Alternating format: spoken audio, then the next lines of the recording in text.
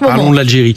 Moi, je pense que ce qu'est en train de faire la France vis-à-vis de l'Algérie, c'est une bêtise rare et une faute historique. تحليل جريء في العلاقات الفرنسية الجزائرية على قناة فرنسية، بحيث قال هذا المحلل بالحرف الواحد أن الجزائر لا تحتاج إلى فرنسا، بينما فرنسا تحتاج إلى الجزائر كثيرا، خاصة في مجال الطاقة. أن فرنسا في هذه الآونة الأخيرة ستنهار وينهار اقتصادها. لماذا؟ لا لسبب واحد إلا لأنها أعلنت العداء للجزائر. Moi, je pense que ce qu'est en train de faire la France vis-à-vis de l'Algérie, c'est une bêtise rare. L'Algérie a moins besoin de la France que l'inverse, notamment. Bonjour Éric Coquerel. Bonjour. Merci d'être mon invité ce matin, président de la Commission des Finances à l'Assemblée nationale et député La France Insoumise de Seine-Saint-Denis. Je vous reçois alors que le gouvernement se réunit tout à l'heure et promet un tour de vis sur l'immigration avec ce comité interministériel qui se tient à Matignon. Il sera question notamment de la relation France-Algérie, avec autour de la table Bruno Retailleau qui veut assumer un rapport de force avec Alger. Sera également présent le ministre des Affaires étrangères, Jean-Noël Barrot, qui nous annonçait hier sur BFM TV que des mesures de restriction de circulation ont été prises contre des dignitaires algériens. Ce matin, il dit qu'il veut embarquer les partenaires européens pour que des mesures de restriction de visa puissent être décidées au niveau communautaire. Éric Coquerel, est-ce la bonne réponse à apporter face au refus d'un certain nombre de pays, de l'Algérie notamment, de reprendre ces ressortissants illégaux? Alors, on va parler de l'Algérie d'abord, si vous voulez. C'est le pays dont on parle le plus en ce moment. Parlons de l'Algérie. Moi, je pense que ce qu'est en train de faire la France vis-à-vis de l'Algérie, c'est une bêtise rare et une faute historique. Voilà. Pourquoi une bêtise et pourquoi une faute? Je vous explique, parce qu'on a deux histoires communes, pas avec le même rôle évidemment. On est des deux côtés de la Méditerranée. Il y a, si je me trompe pas, 900 000 franco-algériens. Avec leur descendance, ça doit faire 6 millions de personnes si on va jusqu'aux petits-enfants. Donc notre histoire, elle est profondément liée. Nos intérêts historiques, nos intérêts économiques, nos intérêts, j'allais dire presque en tant que nation, c'est d'avoir des bonnes relations avec l'Algérie et non pas. Sauf qu'elles ne sont pas bonnes. Oui, bien sûr, mais la faute de qui? Qui est en train, quelque part, d'utiliser tous les sujets pour tendre avec l'Algérie? Ça a commencé. Je me prononce pas sur le fond, mais vous comprenez bien que quand cet été, et ça a été refait il y a quelques jours par Gérard Larcher, hier je crois, va au Sahara occidental en expliquant qu'il est pour un Sahara occidental marocain, alors que tout ça est dans les mains de l'ONU, c'est-à-dire qu'il y a un travail qui est fait dessus. C'est des choses qui, évidemment, pour Alger, est vécu comme une provocation. Je me prononce pas encore. Je pense que la France ne devrait pas s'engager, ne serait-ce que par justement les franco-marocains ou les franco-algériens. Elles devraient faire attention justement à pas ouvrir des cicatrices et finalement, à agir en tant que puissance encore néocoloniale. C'est quand même paradoxal. Ça vous étonne pas que ça soit le ministre de l'Intérieur, Attendez, vous dites agir comme une puissance néocoloniale. Oui, je pense qu'aujourd'hui, la France agit encore vis-à-vis des pays de l'autre côté de la Méditerranée comme une puissance néocoloniale. Ce que dit Bruno Retailleau, il dit la méthode douce, elle a été. Vous parlez de Retailleau, vous trouvez que c'est normal que ça soit le ministre de l'Intérieur qui parle des relations franco-algériennes, c'est-à-dire par rapport à un pays, il a la charge de la question migratoire, le ministre de l'Intérieur. Il ne se contente pas de dire ça, vous avez remarqué. La méthode douce a été testée pour faire en sorte que ces pays délivrent un certain nombre de laissez-passer consulaires, que l'Algérie, en l'espèce, délivre un certain nombre de laissez-passer consulaires. Bruno Retailleau dit ça n'a pas marché la méthode douce. Mais ça veut dire quoi, ça n'a pas marché la méthode douce? Et donc on fait quoi? On envoie des troupes en Algérie? Enfin, c'est quoi cette histoire? Qu'est-ce que c'est que cette tension qui est provoquée?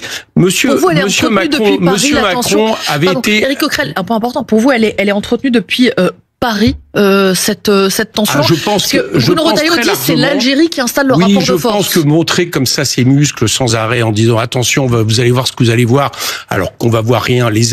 Aujourd'hui, l'Algérie a moins besoin de la France que l'inverse, notamment au niveau du gaz, etc.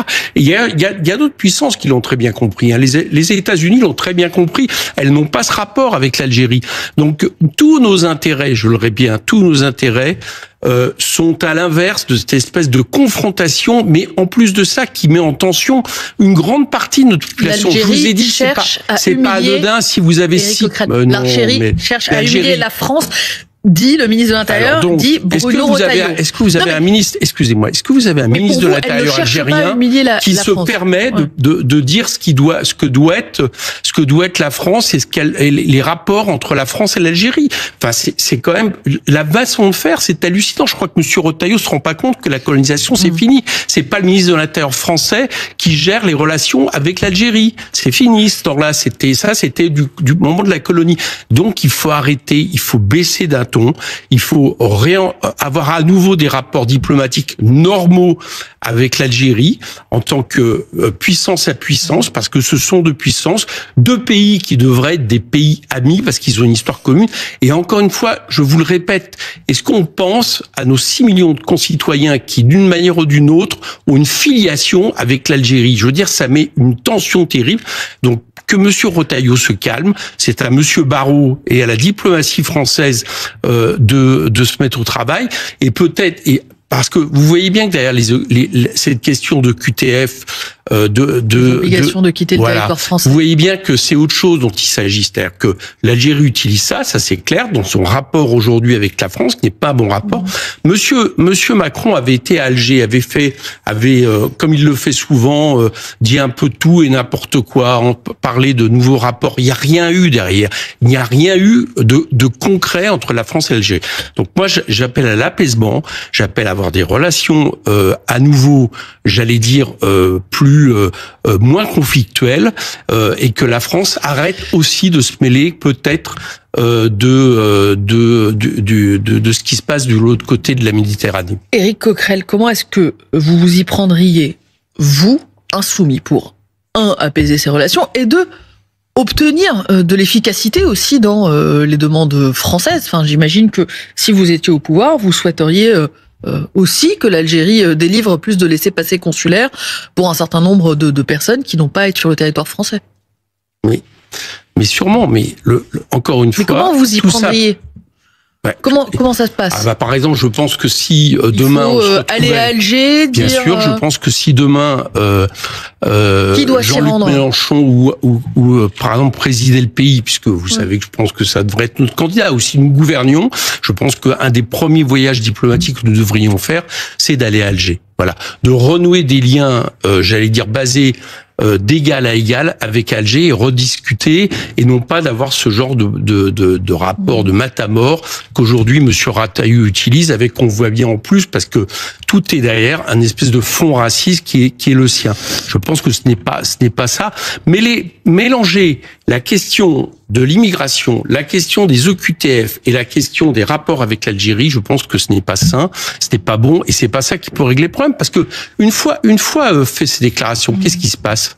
Qu'est-ce qui se passe ? Comment on va... Je pose la question, qu'est-ce qui se passe ? D'accord, eh bien, il se passe rien, parce que l'Algérie ne bougera pas par rapport à ça. Donc, pour vous, ça ne servira à rien, ces mesures qui sont annoncées, ces prises de parole, Éric Coquerel, sur les restrictions de circulation pour des dignitaires algériens, et éventuellement des visas restreints au niveau européen. Je pense que ça ne servira à rien. D'abord parce que, contrairement à ce qui se passe depuis longtemps, on parle des dignitaires algériens qui viennent se faire soigner en France, on s'aperçoit que progressivement, ils vont se faire soigner plutôt ailleurs qu'en France. Donc tout ça, à mon avis, c'est uniquement des déclarations pour du vent, comme souvent, malheureusement, la diplomatie française sous Macron. Éric Coquerel, plus généralement sur le comité interministériel sur l'immigration, ce n'est pas la première fois qu'il se réunit. Quel regard portez-vous sur cette réunion ? Est-ce qu'il y a pour vous un problème d'immigration en France ? Non. Il n'y a aucun problème d'immigration ?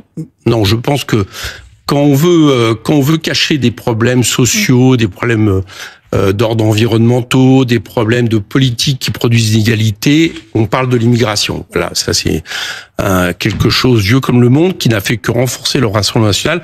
La France aujourd'hui, il faut le savoir dans les chiffres, n'est plus le grand pays d'immigration qu'elle a été. Voilà. En Europe, elle est loin d'être un des pays qui accueille le plus, par exemple. Et en plus de ça, nous savons, en réalité, quand on parle, par exemple, à des à des dirigeants du domaine du monde économique, tout le monde dit qu'en réalité la France a besoin d'immigration. Donc on a une espèce de discours schizophrénique, si vous voulez, c'est-à-dire entre d'un côté l'idée que attention, on va fermer les frontières, on va être absolument drastique sur la régularisation des sans-papiers, sur un nombre d'OQTF absolument considérable. Je sais plus, on doit être à peu près à 4-5 fois plus de QTF qu'en Allemagne. Alors évidemment, comme c'est des gens qui ne peuvent pas partir parce qu'ils ont des attaches, parce qu'en réalité, concrètement, ça ne peut pas se faire, on a moins de taux de réalisation. On est en train, j'allais dire, d'alimenter à la fois des fantasmes et un problème qu'on ne traite pas de la bonne manière. Il faut accueillir de manière digne, les gens qui sont en France, régulariser les travailleurs sans papier, de façon justement à éviter les défauts de la politique actuelle, c'est-à-dire une marginalisation, par exemple, de beaucoup de gens qui après, éventuellement, en plus, peuvent sombrer dans des problèmes. Dans le même temps, Éric Coquerel, ce que l'on voit en France et en Europe, c'est que les partis anti-immigration ont le vent dans les voiles. Encore en Allemagne, ce week-end, avec la percée de l'extrême droite, de l'AfD. En France, la popularité de politiques qui s'emparent de ce sujet, un Bruno Retailleau, un Jordan Bardella, une Marine Le Pen. Est-ce que vous n'êtes pas, j'allais dire, à côté de la plaque, en disqualifiant, mais d'emblée, le sentiment d'une partie importante de l'opinion publique qui considère qu'il y a un problème? Oui, la popularité, je rappelle que M. Retailleau a fait partie de ceux qui ont le plus perdu aux dernières législatives, quand même. N'oublions pas qu'on parle des urnes. Ouais.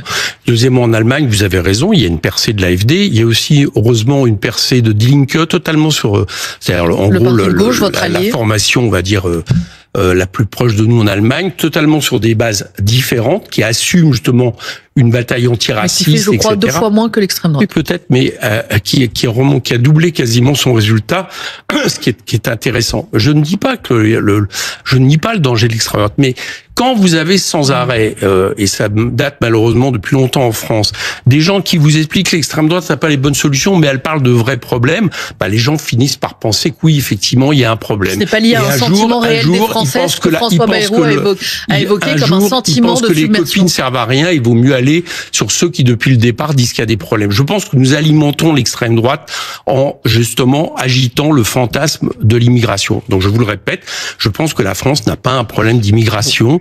Il n'y a pas trop d'étrangers dans ce pays, ce n'est pas vrai.